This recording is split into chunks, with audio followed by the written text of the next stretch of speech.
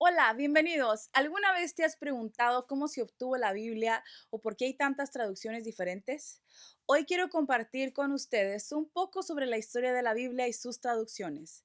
La Biblia no es como otros libros. La Biblia es diferente en muchos aspectos. En realidad es una colección de 66 libros escritos a lo largo de un periodo de tiempo por más de 40 autores. La primera mitad de la Biblia, que llamamos Antiguo Testamento, está formada por una colección de rollos escritos en hebreo por los israelitas durante un periodo de 1000 años antes de que Jesús pisara la tierra.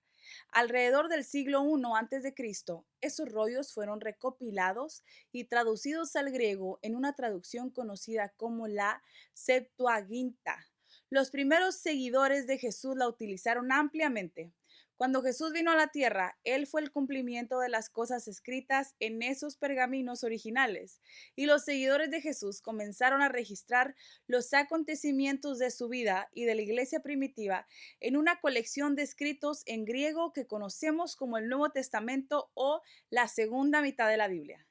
La Biblia también es única en el sentido de que está escrita en una variedad de estilos literarios, dado que fue escrita por muchos autores. Las personalidades, intelectos y habilidades únicas de esos escritores pueden verse a lo largo de sus escritos.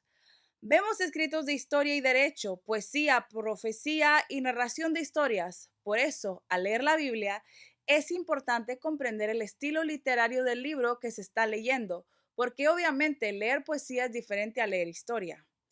Otra cosa increíble que hay que destacar de la Biblia es que, a pesar de haber sido escrita por varios autores de un largo periodo de tiempo, toda ella fue inspirada por Dios y fluye a la perfección para narrar la increíble historia de Dios y su relación con nosotros, su pueblo. Dios usó a gente común para escribir y comunicar su palabra según sus instrucciones. Segunda de Timoteo 3, 16, 17 dice que toda la escritura es inspirada por Dios y es útil para enseñarnos lo que es verdad y para hacernos ver lo que está mal en nuestra vida. Nos corrige cuando estamos equivocados y nos enseña a hacer lo correcto. Dios la usa para preparar y capacitar a su pueblo para que haga toda buena obra.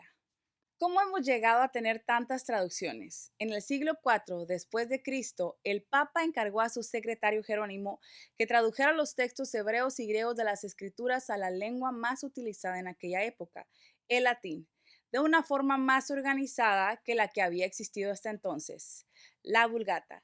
Avanzamos hasta el siglo XIV con la obra de John Wycliffe. La Biblia de Wycliffe fue la primera traducción de la Biblia al inglés.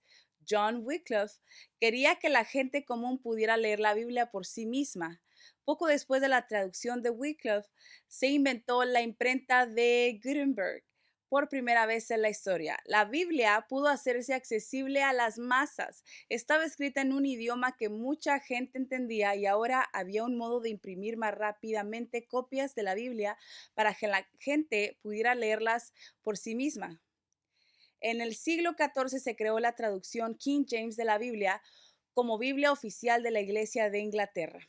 A medida que la tecnología avanzaba y las misiones en el extranjero se convertían en una prioridad, la traducción de la Biblia se disparó y equipos de personas trabajaron incansablemente para llevar la Biblia a personas de todo el mundo en sus propios idiomas. En la actualidad, la Biblia se ha traducido a más de 700 idiomas y hay más de 2.500 proyectos de traducción bíblica en curso. Si solo en inglés hay más de 450 traducciones de la Biblia. Con tantas traducciones, ¿cómo elegimos cuál leer? Para entenderlo, primero hay que comprender la intención o el propósito de la traducción. Cada traducción equilibra dos puntos: la integridad del significado original y la facilidad de comprensión o legibilidad en el lenguaje actual. Esto significa que algunas traducciones son más literales, palabra por palabra, y otras son más reflexivas.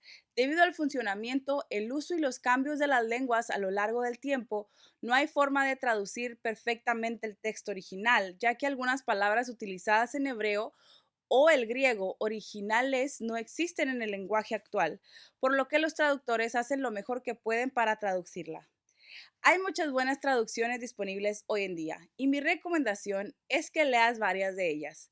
Yo leo a diario la nueva traducción viviente porque es más fácil de entender, pero también me gusta estudiar con la versión Reina Valera, la nueva versión internacional o el mensaje.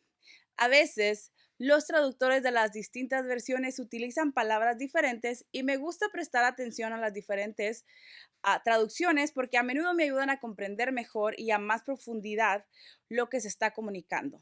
En esos casos, a menudo también saco una concordancia, que es otra referencia de estudio bíblico que puedes usar y que te indica qué palabra se usó originalmente en hebreo o griego y te permite ver otros versículos de la Biblia que usan la misma palabra.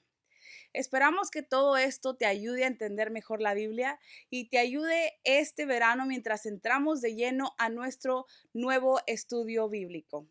Este verano estudiaremos el libro de Daniel, que explora una época de la historia en que el pueblo de Dios vivía en el exilio en una nación cuyas creencias y comportamientos se oponían a la palabra y al camino de Dios.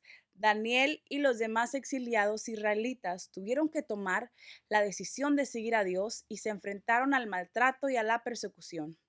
En nuestra cultura actual, nosotros como seguidores de Jesús nos enfrentamos a algunas de las mismas decisiones a las que se enfrentaron los exiliados hace tantos años.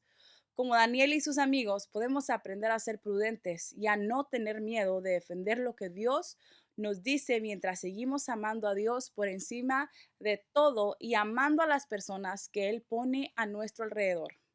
Estoy muy emocionada de estudiar contigo este verano y sé que vamos a aprender mucho y crecer juntos en nuestra fe. Al adentrarnos en las lecciones de Daniel este verano, también quiero animar a todos a poner empeño en memorizarse Romanos 12, 1, 2. Dice así: por lo tanto, amados hermanos, les ruego que entreguen su cuerpo a Dios por todo lo que Él ha hecho a favor de ustedes, que sea un sacrificio vivo y santo, la clase de sacrificio que a Él le agrada. Esa es la verdadera forma de adorarlo. No imiten las conductas ni las costumbres de este mundo. Más bien, dejen que Dios los transforme en personas nuevas al cambiarles la manera de pensar.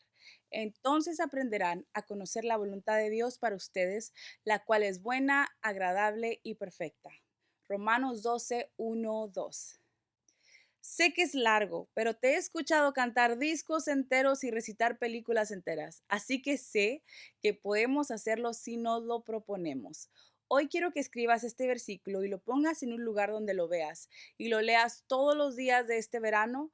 Aprende una pequeña parte a la vez y al final del verano habremos memorizado la palabra de Dios para nosotros que nos ayudará mientras caminamos por el resto de nuestras vidas.